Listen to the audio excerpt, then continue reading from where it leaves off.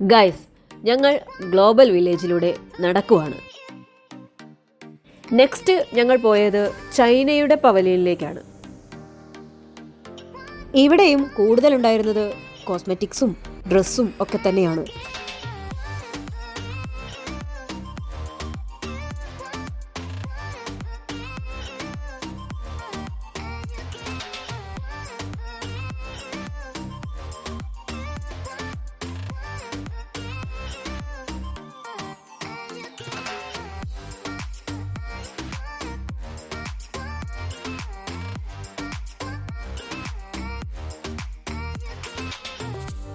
മിക്ക ഷോപ്പുകളും ഓപ്പണായി വരുന്നതേ ഉള്ളൂ.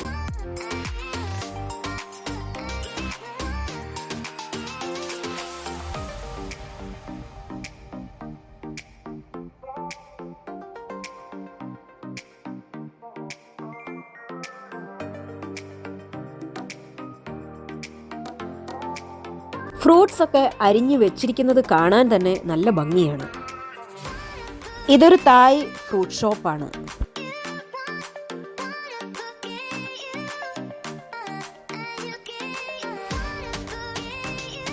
ആ കാണുന്നത് അമേരിക്കയുടെ പവലിയനാണ്.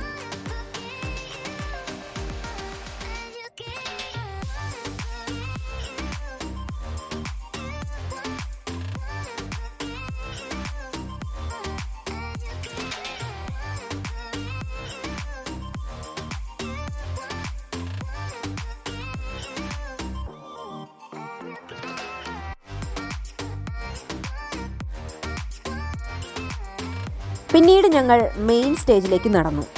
അവിടെ എന്തോ ഒരു പ്രോഗ്രാം ഓൾറെഡി നടക്കുന്നുണ്ടായിരുന്നു. അങ്ങനെ അത് കഴിഞ്ഞ് ഞങ്ങൾ അടുത്ത കാഴ്ചയിലേക്ക് പോയി.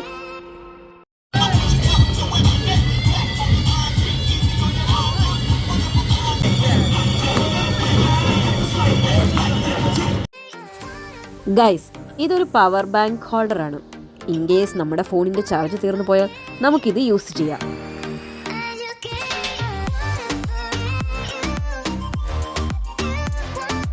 പിന്നീട് ഞങ്ങൾ വിശന്നപ്പോൾ ഒരു ഹോട്ട് ഡോഗ് ഒക്കെ വാങ്ങി കഴിച്ചു. നേരം നന്നായിട്ട് ഇരുട്ടി തുടങ്ങി. അപ്പോഴാണ് ഞങ്ങൾ ഇങ്ങനൊരു കാഴ്ച കണ്ടത്.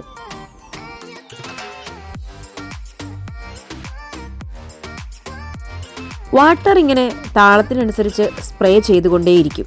കൊച്ചുകുട്ടികൾ പോലും അതിനിടയിലൂടെ അങ്ങോട്ടും ഇങ്ങോട്ടും ഓടുന്നുണ്ട്.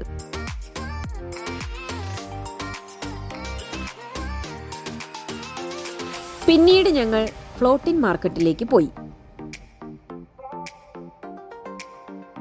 ഈ മാർക്കറ്റ് സ്ഥിതി ചെയ്യുന്നത് കൃത്രിമമായി നിർമ്മിച്ച ഒരു ജലാശയത്തിലാണ്.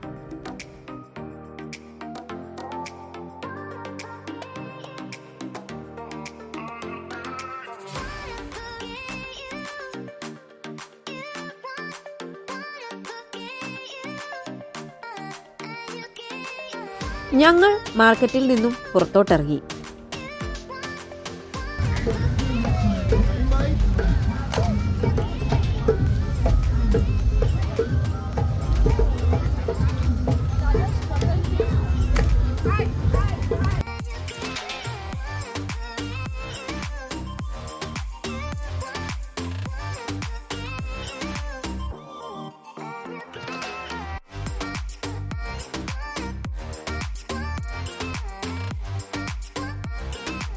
ഇത് കുട്ടികളുടെ തിയേറ്ററാണ്. ഇവിടെ കുറെ ഡാൻസുകാരുണ്ട്.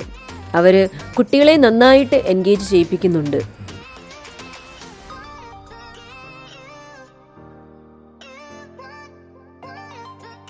അത് കണ്ടു നിൽക്കാൻ തന്നെ നല്ല രസമായിരുന്നു.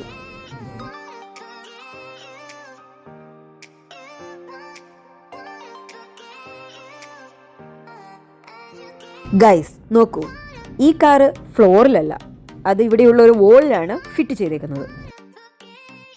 ഞങ്ങൾ വീണ്ടും മെയിൻ സ്റ്റേജിലേക്ക് തന്നെ നടന്നു.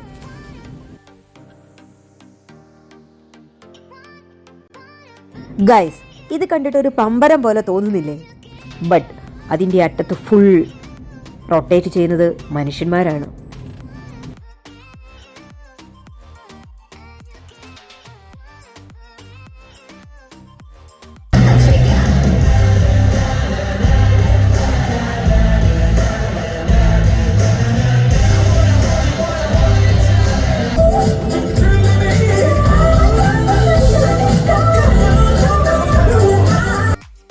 പ്രോഗ്രാം എനിക്ക് നന്നായിട്ട് ഇഷ്ടപ്പെട്ടു.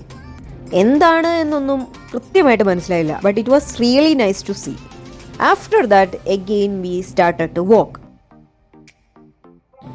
നേരം നന്നായി ഇരുട്ടി തുടങ്ങിയതിനാൽ ഞങ്ങൾ തിരിച്ചു പോകാൻ തീരുമാനിച്ചു. ആ കാണുന്നത് നമ്മുടെ ഇന്ത്യയുടെ പവലിയനാണ്.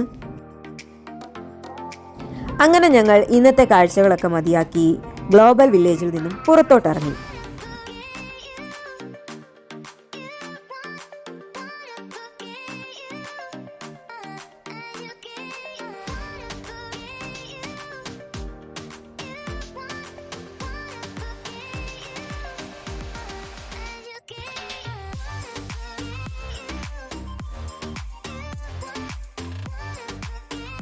അങ്ങനെ ഞങ്ങൾ ഫ്ലാറ്റിലെത്തി ഗൈസ്.